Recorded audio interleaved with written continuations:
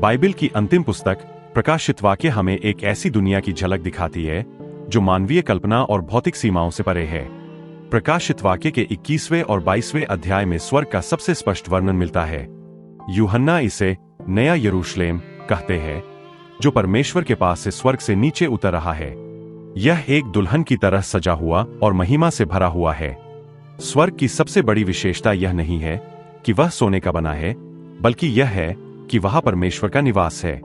यूहन्ना लिखते हैं कि स्वर्ग में न तो सूर्य की आवश्यकता है और न ही चंद्रमा की, क्योंकि परमेश्वर का तेज ही उसे प्रकाशित करता है। वहां कभी रात नहीं होती। यह प्रकाश केवल देखने के लिए नहीं, बल्कि पवित्रता और सत्य का प्रतीक है, जहां पाप और दुख का कोई स्थान नहीं है। यूहन्ना ने इस शहर को एक चौकोर के रूप में देखा। इसकी लंबाई, चौड़ाई और ऊंचाई बराबर है, लगभग 2200 किलोमीटर। स्वर्ग में पूर्ण संतुलन और विशालता है। वहां हर उस व्यक्ति के लिए जगह है जिसका नाम मेमने की जीवन की पुस्तक में लिखा है। स्वर्ग की सुंदरता को समझाने के लिए यूहन्ना ने दुनिया के सबसे कीमती रत्नों का वर्णन किया है।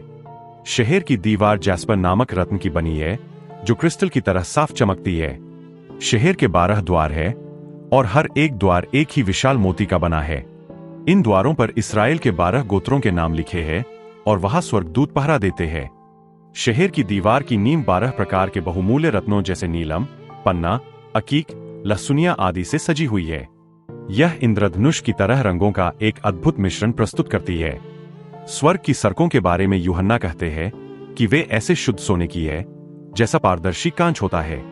पृथ्वी पर सोना अपारदर्शी होता है, लेकिन स्वर्ग का सोना इतना शुद्ध है कि वह प्रकाश को आर पार जाने देता है। यह पवित्रता के उस स्तर को दर्शाता है जहां कुछ भी छिपा हुआ नहीं है। स्वर्ग के बीचों बीच से जीवन के जल की नदी बहती है जो बिल्लौर के समान चमकदार है। यह नदी परमेश्वर और मेमने के सिंहासन से निकलती है। नदी के दोनों किनारों पर जीवन का वृक्ष है। हर महीने साल में 12 बार फल देता है। इसके पत्ते जातियों की चंगाई के लिए है। स्वर्ग का केंद्र परमेश्वर का सिंहासन है। इसके चारों ओर एक एमरल्ड जैसा इंद्रधनुष दिखाई देता है। सिंहासन के सामने कांच का समुद्र है। यहां 24 प्राचीन और लाखों स्वर्गदूत निरंतर आराधना करते हैं। यह एक ऐसा स्थान है जहां शांति और आनंद का वातावरण कभी समाप्त नहीं होता।